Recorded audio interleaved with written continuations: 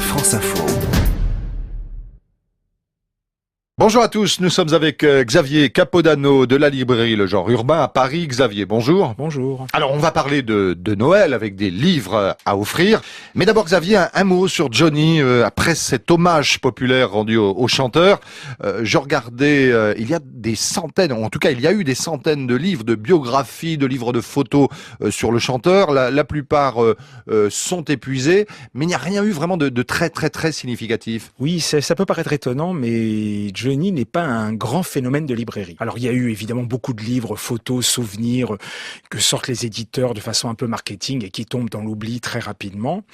Malgré tout, il reste 2-3 bouquins, en ce moment, dont un qui est épuisé, qui est bien dommage, qui est Destroy, qui était sorti chez Michel Lafon en 97, où là, c'est une vraie confidence, c'est son autobiographie, et il raconte beaucoup de choses, évidemment, comment il a brûlé la vie par les deux bouts de la chandelle, comme dit l'expression populaire, toutes ses rencontres avec des grands rockers qui, évidemment, eux, se sont éteints assez jeunes, dû à leurs addictions qu'a partagé Johnny. C'est un peu dans la veine de l'entretien qu'il avait accordé à Daniel Rondeau dans Le Monde, où il parlait, entre guillemets, de sa destroyance d'ailleurs. Absolument, cet entretien du Monde est un concentré globalement de tout ce qu'on va trouver sur ce livre-là. Donc on peut faire le pari que l'éditeur va le republier, qui va revenir sur le marché. On a encore 2 livres quand même en librairie qui sont intéressants. C'est un livre de Jean-Paul Bourg aux éditions Camion Blanc, qui est un éditeur qui fait beaucoup de rock, qui s'appelle Johnny Hallyday Confidential, où on va voir un peu aussi une petite enquête assez intéressante. Et le livre de Laurent Lavige, qui va suivre surtout la production musicale, 40 ans, 1960 jusqu'à 2010. Et on voit l'accumulation de son travail, de Johnny, les disques d'or, toutes ses tournées. Voilà, ça c'est encore disponible en librairie, mais on peut faire confiance que le robinet va arriver. Xavier, on revient à nos livres cadeaux pour Noël. Alors, le premier de vos choix, c'est un livre qui concerne les pâtes. Ça s'appelle La Pasta et la Vita. C'est signé Denis Ambroisi et c'est publié aux éditions Alain Ducasse.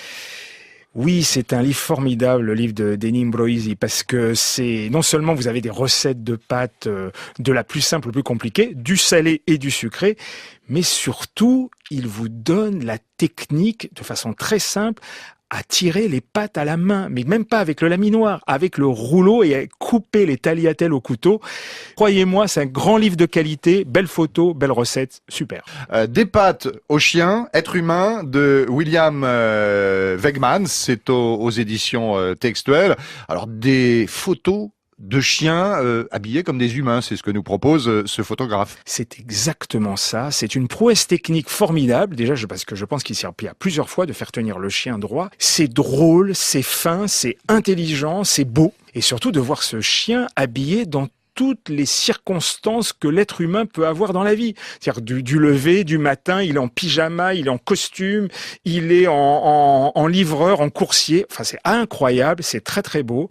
Un livre qu'on feuillette avec délectation, un beau cadeau. Autre chose, rapidement, Atlas mondial des préjugés de Yankov Tsetkov, publié aux éditions Les Arènes. C'est pas facile à dire.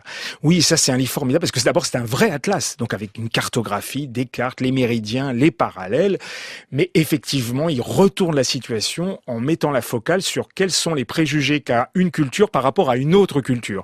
Et elles se croisent dans les deux sens. Et restons sur nos camarades italiens, vous avez une carte qui est drôlissime, par exemple, comment eux représentent la nourriture des autres pays européens. Donc vous avez l'épicentre évidemment, c'est l'Italie qui est la bonne nourriture, et plus vous remontez dans le nord, plus on va vers le toxique, avec les méridiens sur la pâte trop cuite qui va vers les États-Unis, le parallèle du café allongé qui est évidemment du côté de la France. C'est hyper drôle, c'est très malin, ça nous renvoie à nos propres préjugés, un livre très efficace. Xavier, un prix littéraire de l'automne, ça peut faire un très beau cadeau aussi. Et on a beaucoup de chance parce que le prix Goncourt, qui est souvent le prix qui est offert, cette année, nous avons un très grand écrivain qui a été récompensé, qui est Éric Vuillard.